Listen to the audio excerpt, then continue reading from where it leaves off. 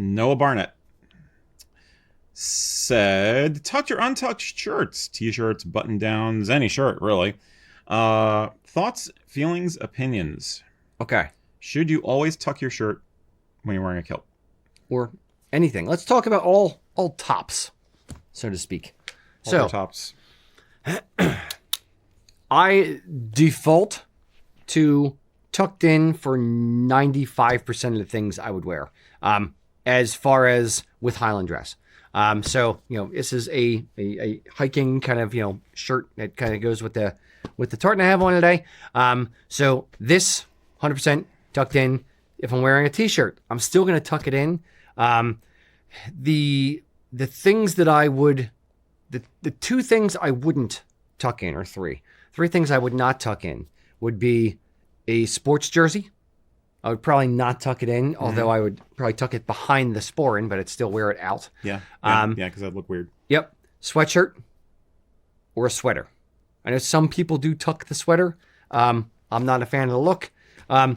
The trick is getting a sweater that's short enough. If you're a shorter guy and you get a long sweater, it may be a little bit difficult because it's going too far down the front of the kilt. But sweaters, sweatshirt, anything that's like outerwear-y, I would not tuck. Anything that's, a regular shirt, I would tuck.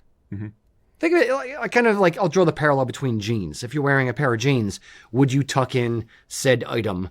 The only one that's different, I would say, is probably a t-shirt. Okay, what if you're at a Flogging Molly's show and you're in the pit and you're kilted up and you're moshing? I would have on my finest tweed.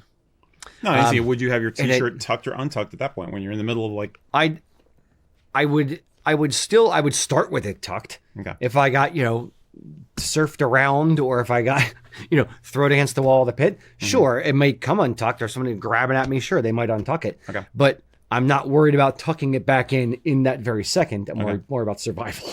But you like the look of it? Yeah. Generally speaking, it just looks more put together, sharper. Your opinions? Yes. Well, I'm completely on the same page as Rocky on this.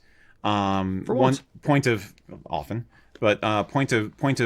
tip though, if you're thinking about doing a sweater vest or a sweater with a kilt, whether you're tucking or not tucking, I often look at one size down than I would normally take with Saxon wear, because it will ride a little higher and it form fits your body a little better.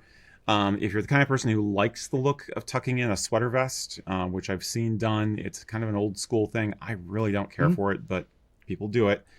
It is traditional. Or tucking in like a woolly pulley, a military type sweater. Again, make sure it's a form-fitting, not loosey and rumply size, but kind of crisp fit on you. So maybe a size smaller than what you normally get.